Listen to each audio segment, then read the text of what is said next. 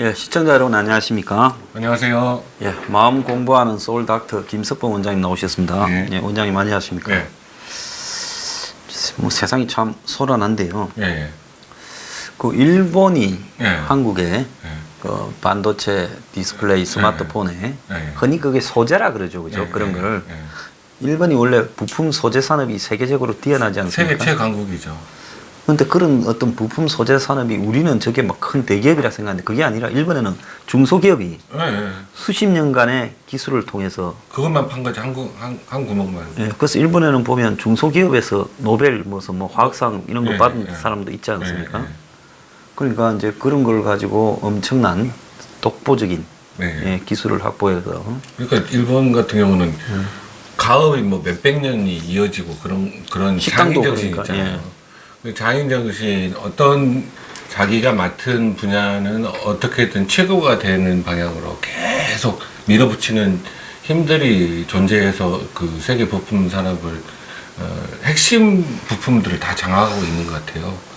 지금 저는 그 일본 문제에 대해서 참 심각하게 여러 가지 고민을 하고 있는데 예. 지금 이제 그 우리나라 국민들이 또 그 현 정권이 또 그 반일로 먹고 예. 이렇게 살고 있잖아요. 현 정권이. 예.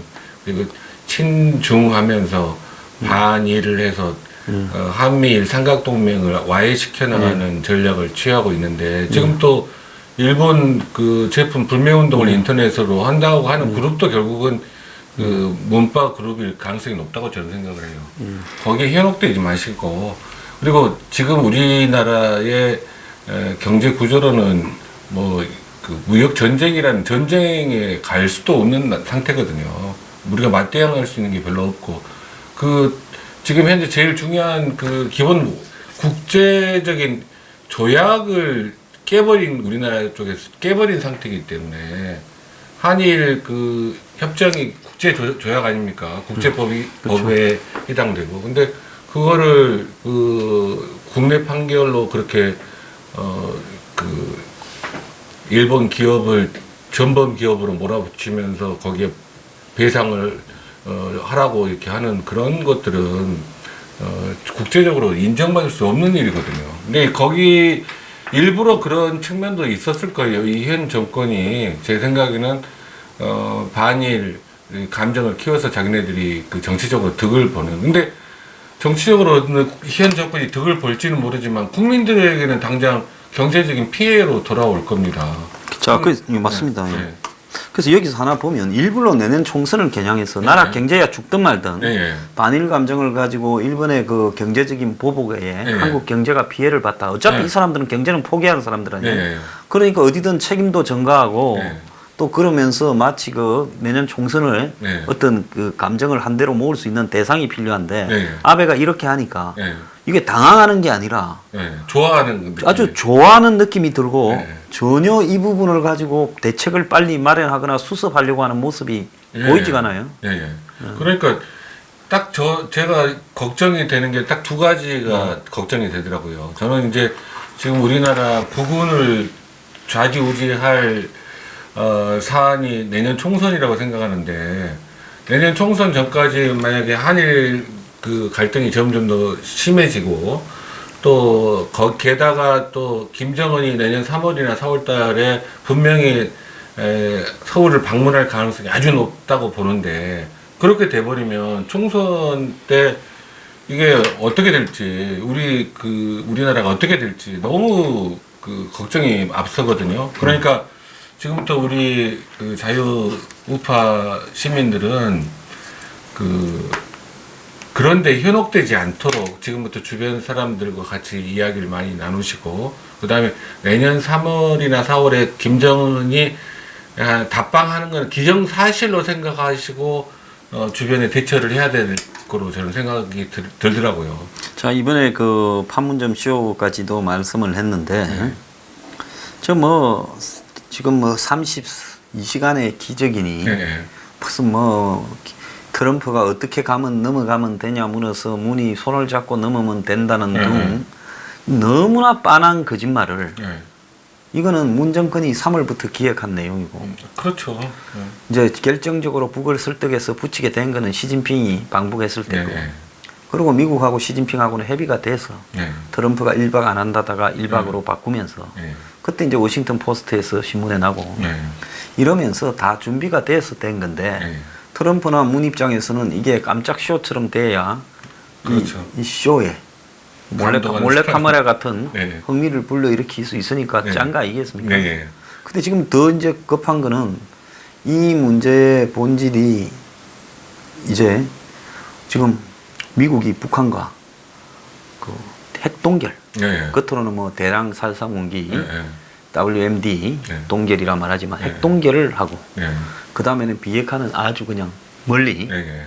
이렇게 밀어놓고 네. 트럼프 집에 가고 난 뒤 한참 뒤로 그러고는 어떻게 둘이서 속일 건지 네. 절차 네. 로드맵을 협의하고 미국이 지금 그걸 하자고 지금 거의 노골적으로 네. 이야기를 했잖아요. 네. 그렇다면 결국은 트럼프는 비핵화하지 않은 상태에서 네. 북한의 핵 보유를 동결이라는 미명 그것도 동결인지 뭐 하긴 되겠습니까? 하기는 할 수가 없죠. 그래서 그냥 북한의 핵을 인정해주고 네. 북은 대신에 트럼프를 위해서 짠뜩 쇼를 해서 네. 당선시켜주고 이걸로 끝내자는 이야기 아니겠어요? 그러겠죠.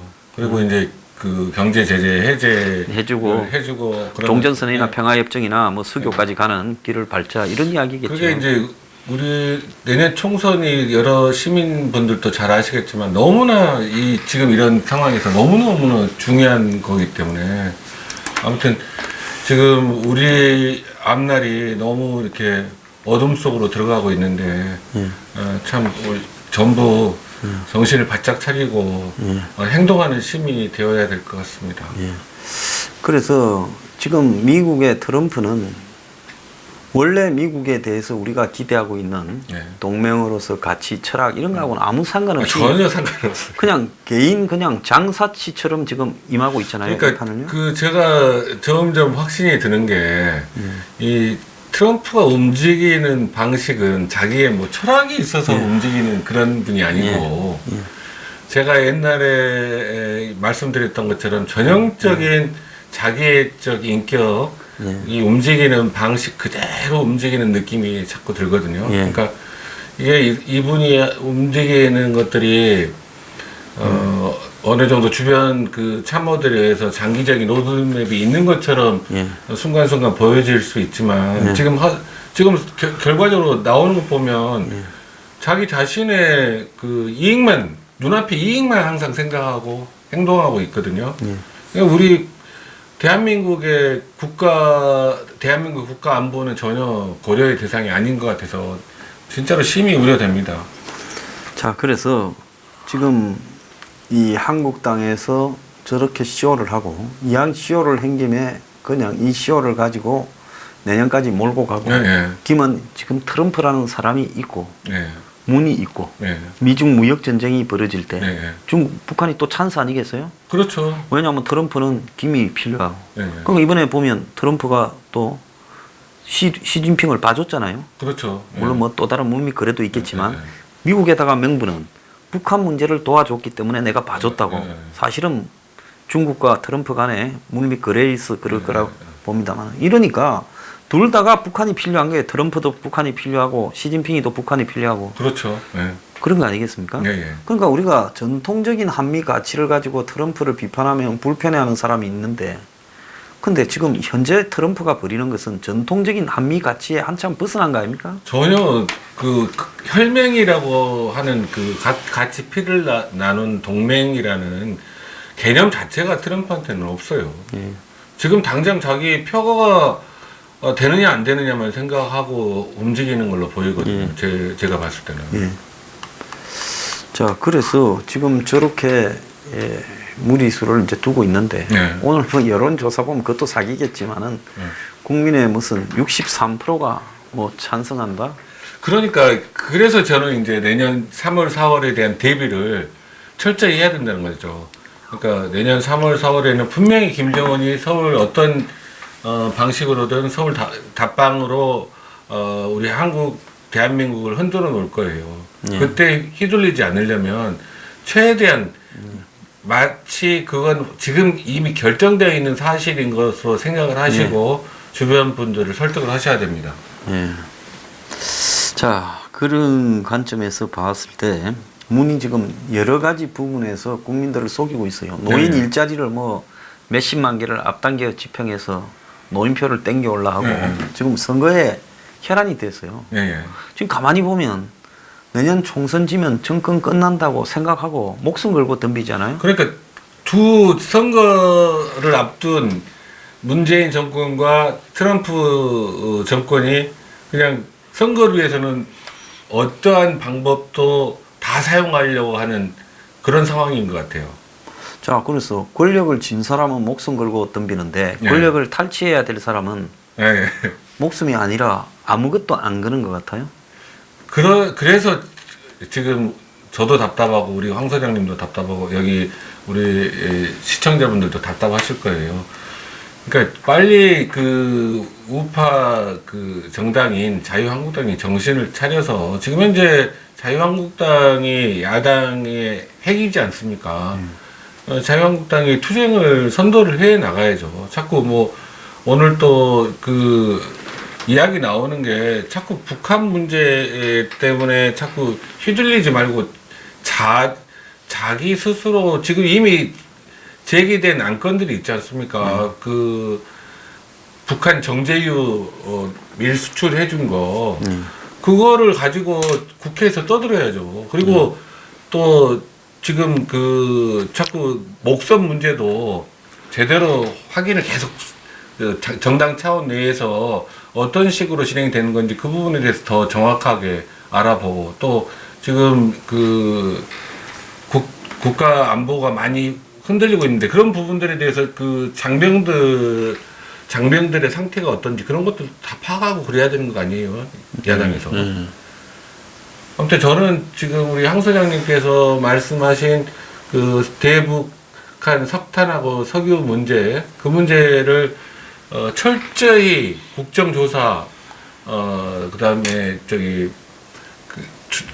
특별 검사를 제를 도입을 해서라도 그거를 충분히 진행을 해야만 여당이 원하는 쪽으로 흘러가지 않을 거라고 생각합니다. 자, 그렇게 우리가 좀 대단한 각성을 해야 되지. 그냥 선거를 서로 캠페인해서 네. 국민의 투표에 의해서 선거 결과가 단순하게 나올 거라 이렇게는 보이지 않아요. 내년 선거가요. 전번에 작년 6월달 지방선거 생각해 보십시오. 그 일이 재판이 될 가능성이 높아요. 지금 현재 우리가 정신 넉넉히 있다가는. 예. 저도 그렇게 보고 있습니다. 자, 지금 문재인 케어라고 예, 예. 며칠 전에 문이 예. 김문 케어 2주년이라고 예. 그냥 막 완전히 그냥 엄청나게 홍보를 하고 떠들더라고요. 예. 그래서 우리가 우려했던 일들이 지금 몇 년, 2년, 3년 전에 박근혜 정권 말기부터 지금 우려스러운 일이 의료계에 생기고 있다 했고 특히 문재인이 문재인 케어를 발표했을 때 문케어를 밀어붙이면 이럴 것이다. 그때 우리가 이제 송고받던 게 대형 병원 집중, 그다음에 동네 의원이나 중소병원에 망하는 거, 그러면서 이제 대형 병원은 돛대기 시장이 되고 그리고 의료 민영화가 같이 추진되면서 결국은 이제 영리병원, 부자들은 고급 영리병원을 가고 서민들은 몇 달씩 대형 병원에 대기하는 사태가 벌어질 거다. 요게 첫 번째 가정이고 두 번째는 저 사람들은 돈 얼마 안 들고 적립금이나 일상적인 일상률로 해결된다 하지만은 그게 싸게 해주면 뭐 MRI나 초음파 같이 대표적인 품목을 2인실, 3인실 입원이나 그러면 기하급수격으로 수요가 늘어나서 지금 계산한 액수보다도 훨씬 더 심화될 거다. 적자가.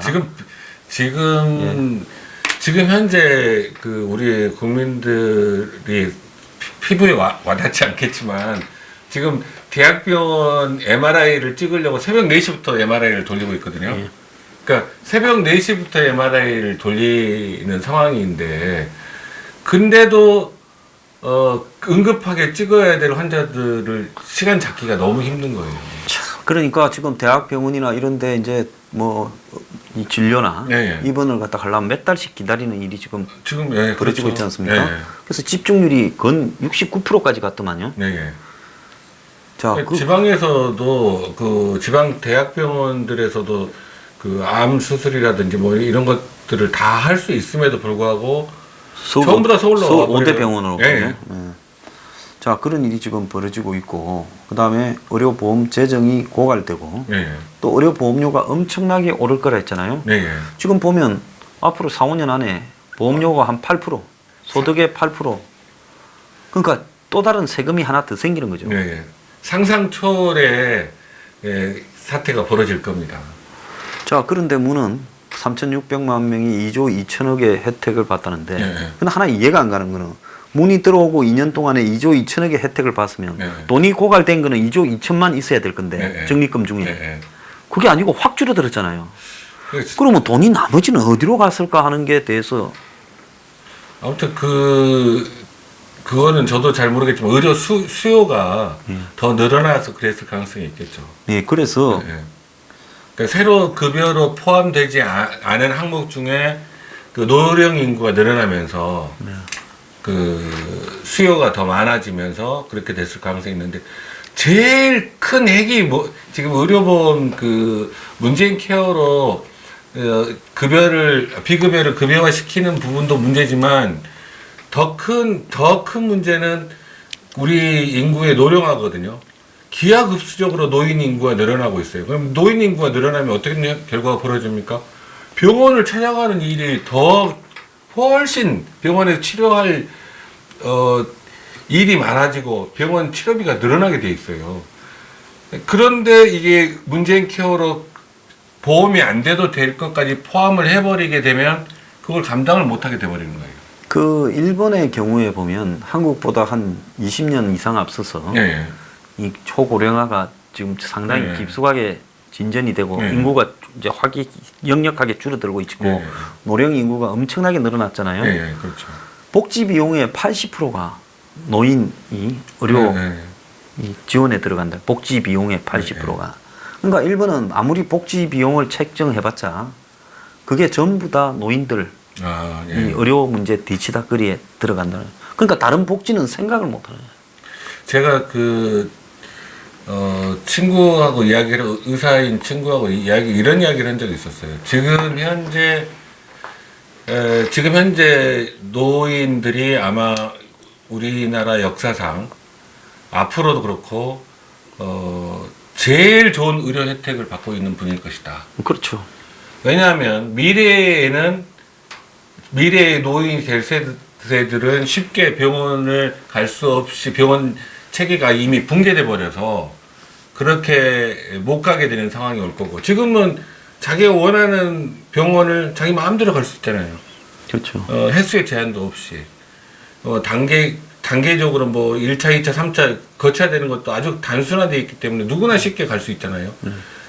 그런데 이제 미래 세대는 아마 그런 부분들의 제약이, 왜냐하면 돈이 없으니까 의료보험 재정이 붕괴되면 앞으로 향후 노인이 되실 분들은 그분들은 의료 서비스를 이용하는데 지금처럼 자유롭지는 못할 것으로 저는 예측하고 있습니다. 자, 지금 캐나다나 영국, 호주 같은 경우에서 지금 이 이민을 간 분들의 이야기에 따르면 의사 만나려고 면담을 네. 한 석 달 네.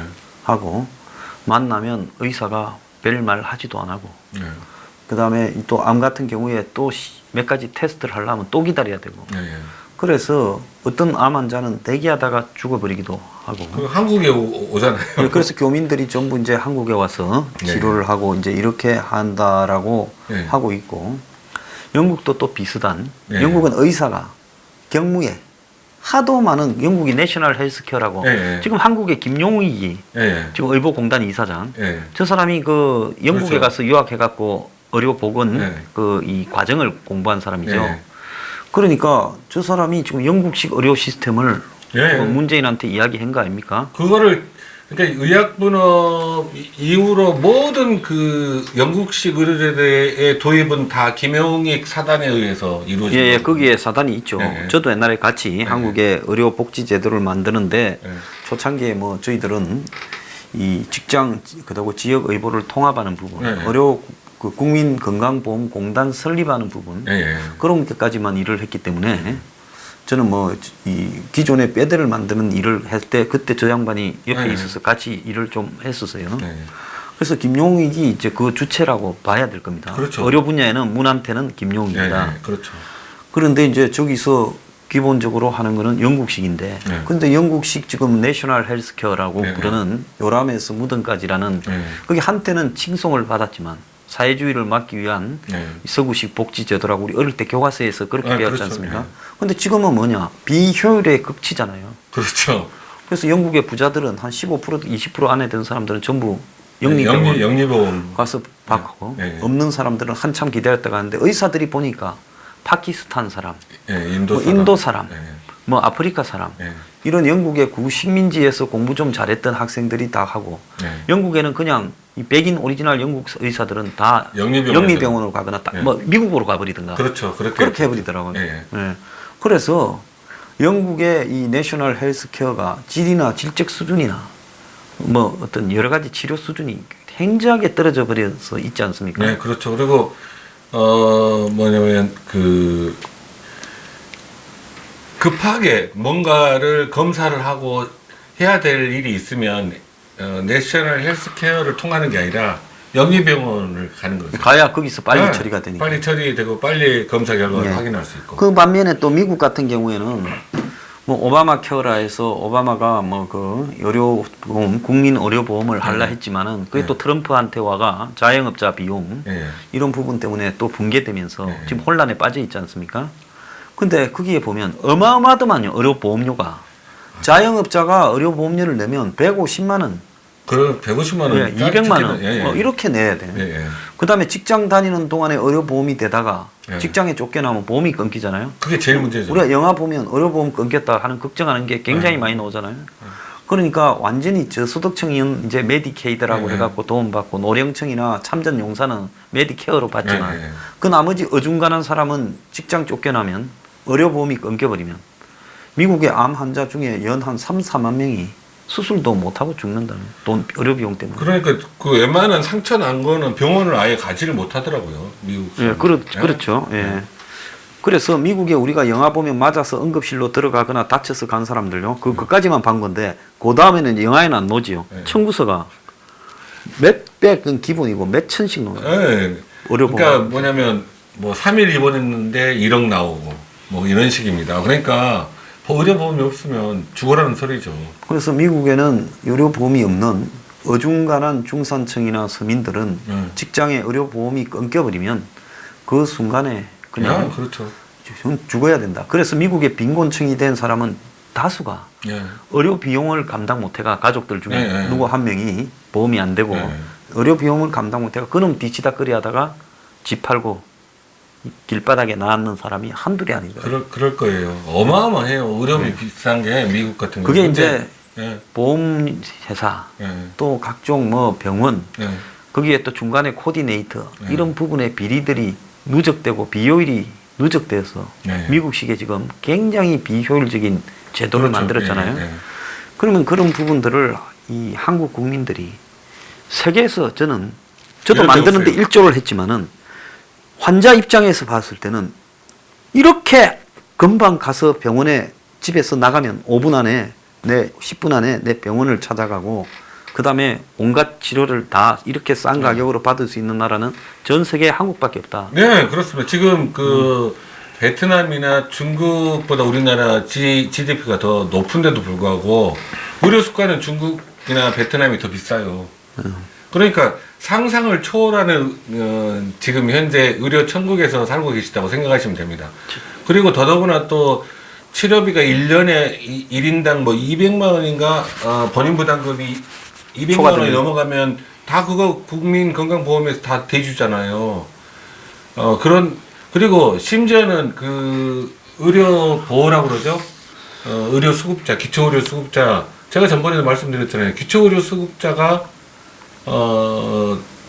대형 그 대학병원에서 간하고 심장을 동시에 이식 수술을 받았더라고요. 그러니까 그런 나라는 없어요, 이 세계에. 그러니까 집이 없어가지고 의료보험을 국가에서 내주는 사람이 예. 기초생활수급자잖아요. 그렇죠. 그 사람이 이식을 갖다가 두 가지 주요 장기의 이식을 동시에 돈 없이 국가에서 해줬다라는 거예요. 네, 그렇죠. 그리고 내가 옛날에 신장 이식을 해서 입원을 했을 때 보니까 이런 사람들이 있더라고요. 내 볼 때 멀쩡하게 잘 살아. 그런데 없다고 해서 네. 동사무소에 가서 네. 몇백만 원씩 수술비를 보조받은 사람들도 있더라고요. 아, 그래요.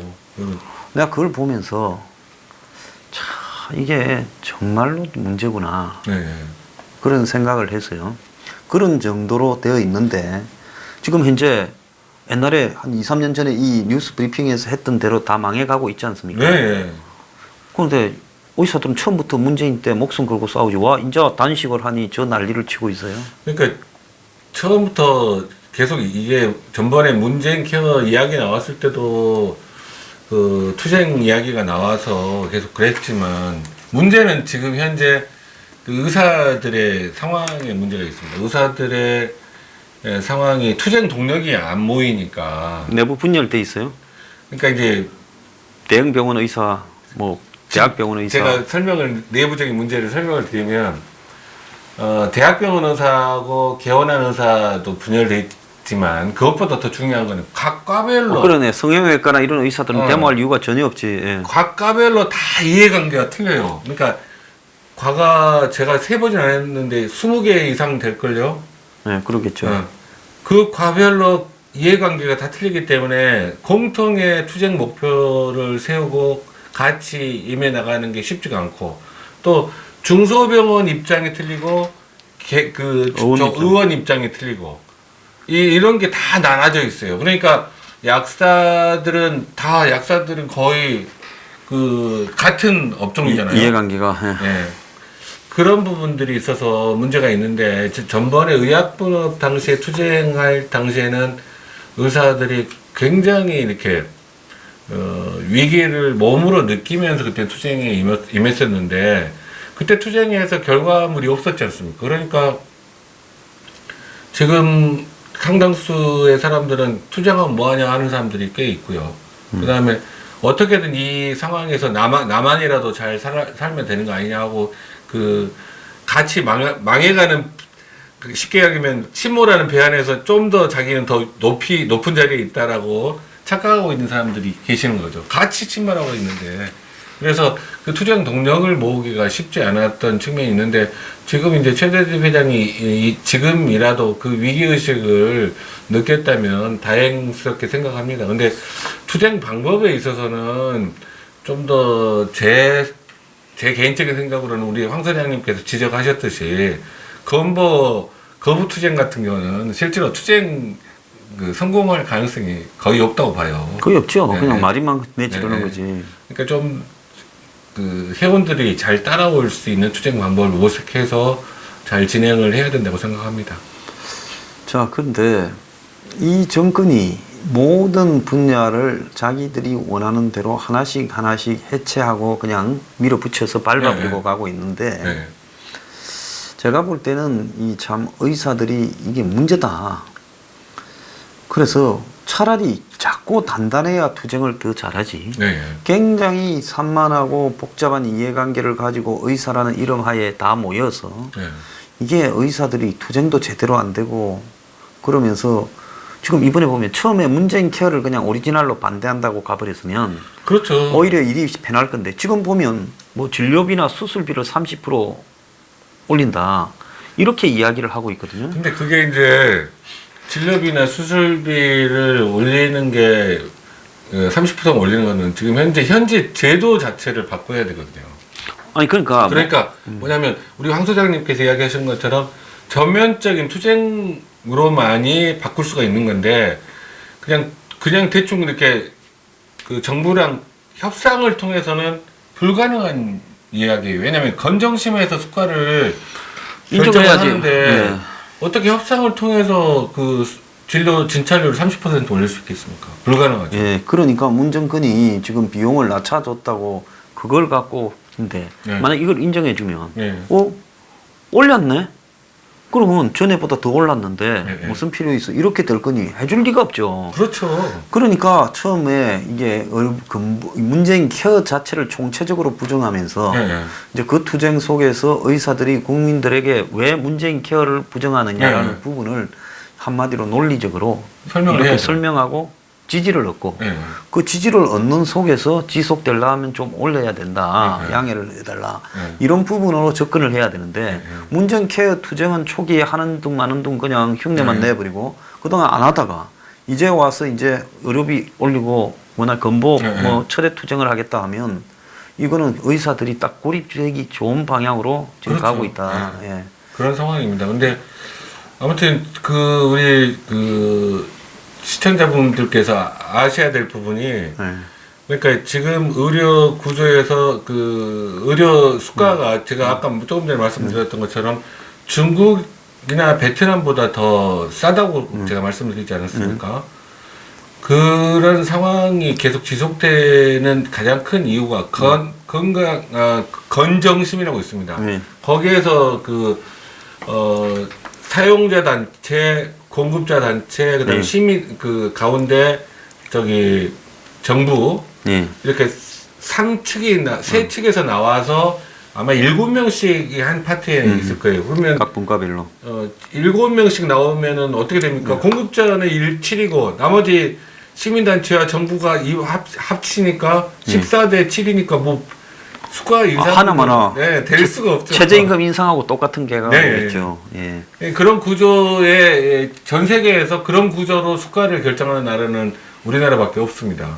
왜냐하면 사용자 이용하는 사람이 있고 공급자가 있으면 그게 동등한 수로 정하게 해야지 그게 그 안에서 협상하고 수가가 정상화될 수 있지. 그러니까 이제 무슨 문제가 생기냐면 거기서 왜곡되기 시작하는 게 수가가 비정상적으로 운영할 수 없게 낮으니까 비급여되는 종목들이 계속 더 늘어났던 거죠. 그렇겠죠. 그걸로 이제 만회하려고 해요. 근데 이제 지금은 또 이제 비급여를 급여시킨다고 하니까 이제 재정이 버틸 수가 없는 상태가 돼가는 거죠. 예. 자, 그래서 이 어려운 문제요. 국민들이 뭐 조금 복잡하다거나 당장 눈앞에 혜택이 보인다고 그 조삼모사에 나오는 원숭이처럼 국민들이 그걸 받아들이다가는 나중에 뒷감당하지 못하는 엄청난 어려움요. 그러니까 세금을 지금 여러분들이 세금 받으면 근로소득세라든지 뭐 종합소득세라든지 다 이런 거 내지 않습니까?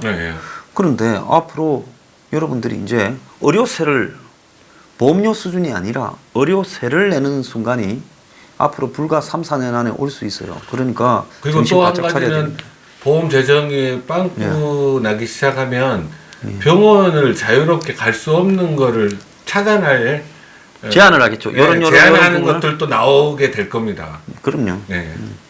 자, 1부 마치겠습니다. 감사합니다. 네, 감사합니다.